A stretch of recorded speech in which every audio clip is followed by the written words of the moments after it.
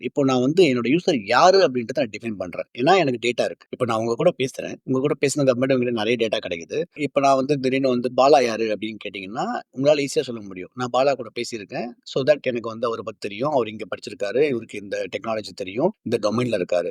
எப்படி உங்களுக்கு தெரியுது? ஏன்னா நீங்க என் கூட பேசுற அந்த கான்வர்சேஷன பேஸ் பண்ணி தான் இருக்கு இல்லையா? பட் இதுவே வந்து ஒரு மேசிவ் குரூப் இருக்கு அப்படின்னா, அத நீங்க எப்படி பிரிப்பீங்க? இந்த செட் ஆஃப் பீப்பிள் அப்படின்னு சொல்லுவீங்கல்ல. ஸோ நான் வந்து ஒரு யூசர டிஃபைன் பண்ண ஸ்டார்ட் பண்றேன். ஸோ அப்ப அவங்களோட பெர்சோனாவ நான் வந்து டிஃபைன் பண்றேன். அந்த பெர்சோனா எப்படி ஒர்க் ஆகுது அப்படின்னா, ஒரு 200, 300 பேருக்கு உண்டான ஒரு கேரக்டர். இவங்க எல்லாருமே வந்து இந்த ஒரு ட்ரைட்ஸ்குள்ள தான் வருவாங்க அப்படின்னு சொல்லுவேன். We have different types of personal traits இருக்கு. அந்த பெர்சனல் ட்ரைட்ஸ்ல இருந்து நான் ஒரு பெர்சனாவ கிரியேட் பண்றேன். ஓகே. என்னோட செட் ஆஃப் யூசர்ஸ் வந்து இந்த பெர்சனாக்குள்ள வருவாங்க. பிகாஸ் எனக்கு தெரியும் அவங்களோட ஃப்ரஸ்ட்ரேஷன் என்ன, அவங்களோட நீட்ஸ் என்ன, எனக்கு எந்த இடத்துல டிசைன் ஆப்பர்ச்சுனிட்டி கிடைக்குது, அவங்களோட டெக்னாலஜி லெவல் என்ன, இந்த மாதிரியான விஷயங்கள நான் கேப்சர் பண்றேன்.